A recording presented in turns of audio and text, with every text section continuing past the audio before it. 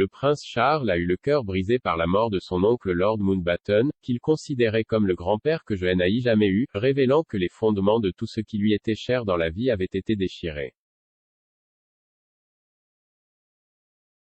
Louis Dickey Mountbatten, comte Mountbatten de Birmanie a été tué en août 1979 lorsque son bateau a explosé en mer par l'armée républicaine irlandaise, IRA, au large de la côte ouest de l'Irlande.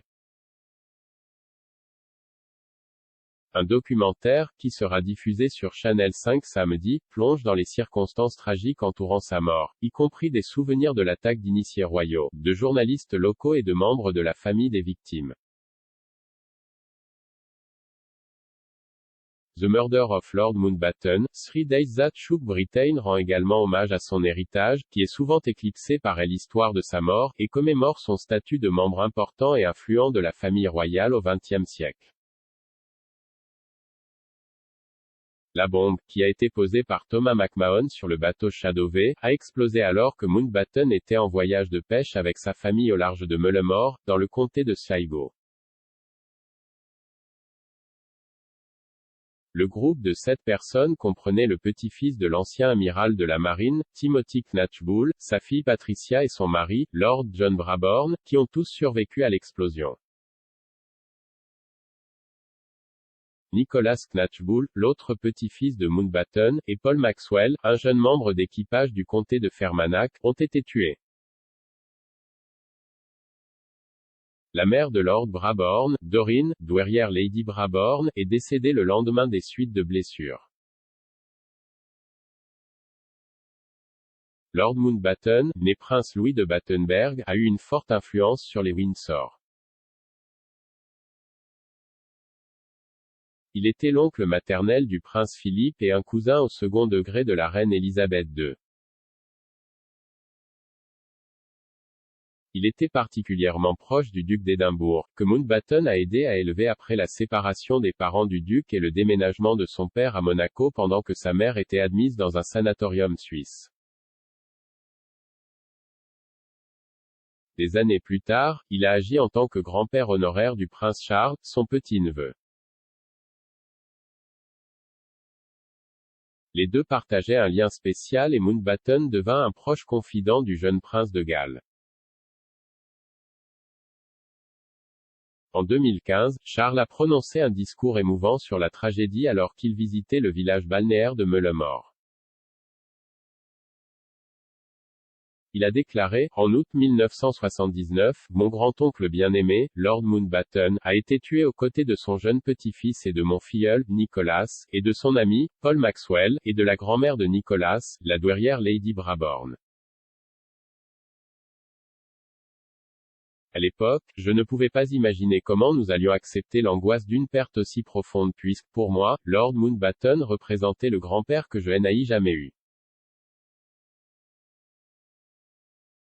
Ainsi, il semblait que les fondements de tout ce qui nous était cher dans la vie avaient été irrémédiablement déchirés.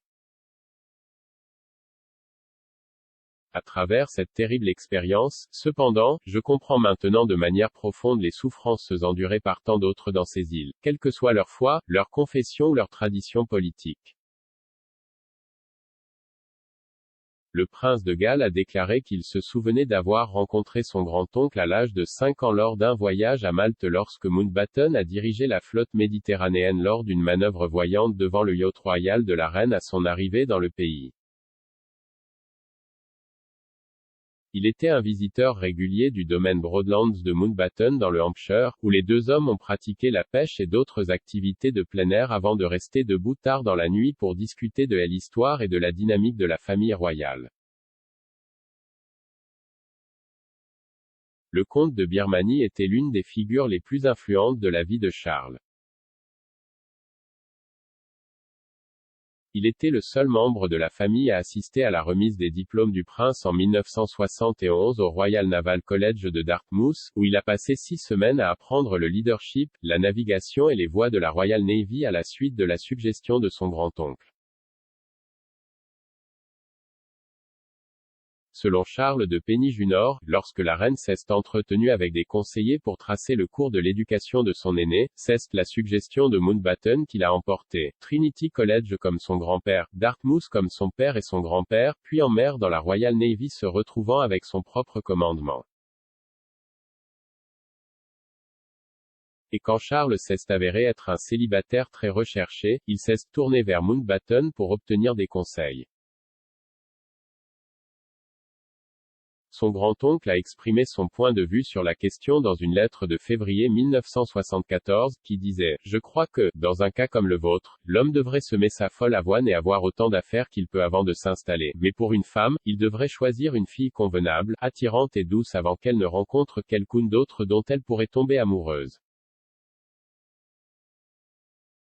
Je pense qu'il est dérangeant pour les femmes d'avoir des expériences si elles doivent rester sur un piédestal après le mariage. » Mountbatten a même tenté de jumeler Charles avec sa petite-fille, Amanda Knatchbull, sans aucun succès. Mais l'aîné royal gardait toujours espoir et tenta d'organiser un voyage en Inde impliquant les trois avant que le destin n'intervienne à l'été 1979.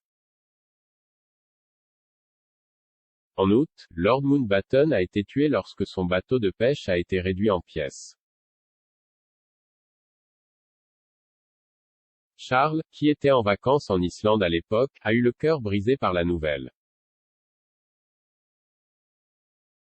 Il a joué un rôle de premier plan lors des funérailles de Mountbatten à l'abbaye de Westminster, lisant le psaume 107 à la congrégation et à une audience télévisée dans plus de 20 pays. Il a ensuite rendu un hommage émouvant lors d'un service commémoratif à la cathédrale Saint-Paul. Le prince a déclaré, cette qualité de véritable courage moral, d'être capable de faire face à des tâches désagréables qui devaient être faites, et pourtant d'être juste et cohérent est en effet une qualité rare. Mais il en avait en abondance et c'est, je pense, une des raisons pour lesquelles les gens l'auraient suivi en enfer, s'il avait expliqué le but d'une telle expédition. C'est aussi l'une des raisons pour lesquelles je l'adorais et pourquoi il nous manque si terriblement maintenant. Suite à l'incident tragique, le prince de Galles a eu du mal à donner un sens à la vie sans son conseiller le plus fiable. Il s'est retiré au château de Balmoral en Écosse pour de longues promenades dans la solitude et a regardé à plusieurs reprises une nécrologie vidéo de la BBC de son grand-père honoraire, incapable de traiter la rapidité cruelle de son départ. Le prince était président des United World College, que Mountbatten lui a transmis en 1978, et pour honorer l'un des souhaits de son prédécesseur, Charles a ouvert une succursale aux États-Unis en 1982. Et l'influence de Mountbatten s'est apparemment transmise de génération en génération.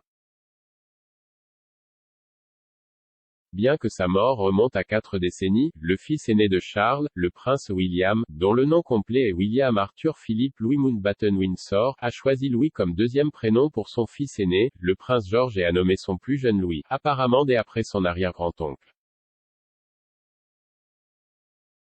Le meurtre de Lord Mountbatten, 3 jours qui ont secoué la Grande-Bretagne, est diffusé sur Channel 5 à 19h30 samedi.